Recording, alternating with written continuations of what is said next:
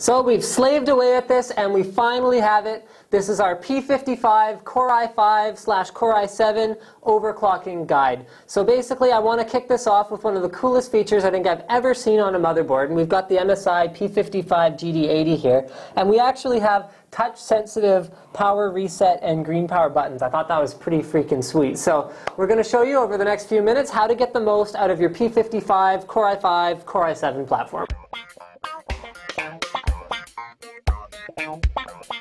So for the sake of explaining a little bit what this new platform means, we've got essentially what is an LGA 1156 socket. So that's separate from the older 1366 socket. So what that means is this is a more mainstream platform. Instead of having support for triple channel DDR3, we have support for dual channel DDR3. Instead of support for two graphics cards, an SLI or Crossfire, at 16x and 16x electrical bandwidth, we've actually only got support for 8x, and then another 4x off the chipset. So that's not ideal for graphics card use. Now when I say off the chipset, it used to be that all PCI Express was off the chipset. But now these 16 lanes, which we can split into 8x, are actually coming off the new Core i5 CPU. And I shouldn't say just Core i5 because there are Core i7 branded CPUs for this platform. But the difference is that instead of being 4 cores and 4 hyper-threaded threads, a Core i5 is only just 4 cores. It doesn't support hyperthreading. So any Core i7, whether it's for 1366 or 1156, is going to support hyperthreading, and a Core i5 will not. So let's talk a little bit about the design decisions we made in our Core i5 overclocking platform. We first of all started with the MSI P55 GD80, and there are a couple reasons that we chose their premium P55 board over the other competition. Now first of all, it looks pretty freaking sweet. No, I'm just kidding. That's not why we picked it. Actually, we picked it for a lot of the features that it has that are related to overclocking. So we've got their brain dead easy OC Genie button, which is just like magic one button overclocking. Then we have our base clock up and down buttons. Then we've got a really beefy power delivery system, including really good cooling for that. And last but not least, you can actually read voltages for your CPU, your RAM, other key system components right off the board itself using a multimeter instead of relying on software for that. Now, other stuff that's really important for overclocking is going to be your cooling. So for that, we've chosen a Corsair Acetec LCLC liquid cooling solution. And then for your power delivery, we've chosen a Corsair HX 1000 watt power supply. Really important to get nice clean power when you're running things beyond specification. So let's dive right into the BIOS features of this motherboard. So we've navigated over to the cell menu. That's where you're going to do most of your overclocking, but maybe we should cover the basics first. So we've got our overclocking profiles here. That's where you can save your intermediate results. You can save up to 6 profiles with different settings. And then you've got M-Flash, so that's how you can flash your BIOS to the latest version. You download from the manufacturer, in this case MSI's website. And then the cell menu. So this is where the real stuff goes on. So first of all, let's go down and we'll go through the basics of how to set up to even start overclocking. So we're going to disable speed step. We don't need that. EIST is gone. C1E, so that's a power savings feature. We're going to turn that off for the sake of overclocking. The OC Genie button operation, we're actually going to turn that off for manual overclocking. The base clock button is fine. Memory Z, it's fine to leave the timings in auto mode I've found for this board. However, you are going to want to adjust the memory ratio to something that will stay within spec. So we're going to go with a memory ratio of 4. Okay, QPI ratio, you want to turn that down to the lowest available setting. So in this case, 16.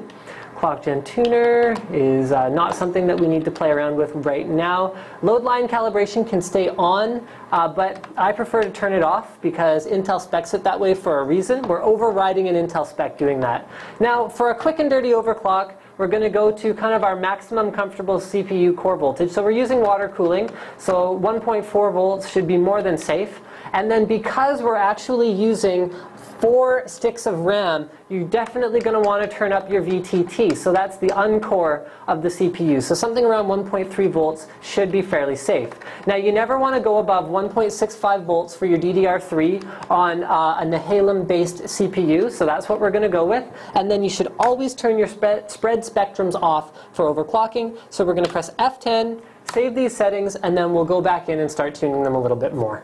Okay, so now we're going to do the actual part of the tuning, that is where we turn up the speed of the processor, overclocking it. So you can see our CPU base frequency, or base clock, is at 133 by default, so we're just going to dial it into 185. We're going to turn our CPU multiplier down to 20, so that gives us a target CPU frequency of 3.7 gigahertz. Now, I actually had my RAM multiplier or ratio a little bit high. You can see that if we leave it where I had it before, we're at 1.85 gigahertz on the RAM. When you're running 4 DIMMs, it's better to err on the side of caution. So we're going to turn it down to a 4x ratio, and that's 1480 megahertz. So that's a little bit more comfortable, especially when you're loading up with lots of RAM. So we're just going to wait for this to reboot, and we'll come back to it when we're in Windows. So you can see behind me 3 of the most important tools that I'll use in any overclocking endeavor that I might embark upon. So first of all, we have CPU-Z. That tells us the basic information about our CPU, including the frequency it's running at and how it's derived. Then above that, I have core temp, which tells us the temperature that our CPU is running at and helps us keep a close eye on whether it's getting too hot or if we've got any thermal throttling going on, anything like that. And then on the right, I have Prime 95, where I'm running 8 instances of highly stressful code on the CPU that does an error check. So if the CPU makes a rounding error and Prime 95 detects it, it'll turn red and show that it failed. So if it fails, it's not stable, we restart. Generally speaking, you want to run about 8 hours of Prime before you can call any setting stable. So there's actually a ton of work that goes into making slight base clock adjustments, slight voltage adjustments, until you've found just the right balance of temperatures, voltages, because too much voltage means less longevity for your CPU, and also stability.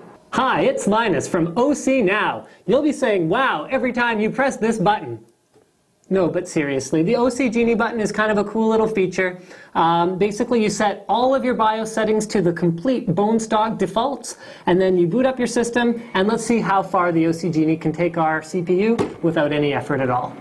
So if you look over my shoulder here, you can see that OC Genie has dialed our CPU right up to 3.53 gigahertz, which is pretty good actually for an automated hardware level overclocking solution. Now, we can actually take it further than that using just the buttons on the board. So you can see I'm pressing the base clock button now, and the CPU frequency is going up, up, up. So cameraman, come have a look at this button, because it's a pretty sweet little feature. We were actually able to take our CPU with complete stability up around 3.7 gigahertz just using the base clock buttons. Now, one limitation we did notice about OC Genie is that it does perform best when you're only using 2 sticks of RAM. Maybe they'll tune it a little bit more later, but we did find it was most impressive when we operated it that way. If you're going to use 4 sticks, you're probably going to want to tune it manually.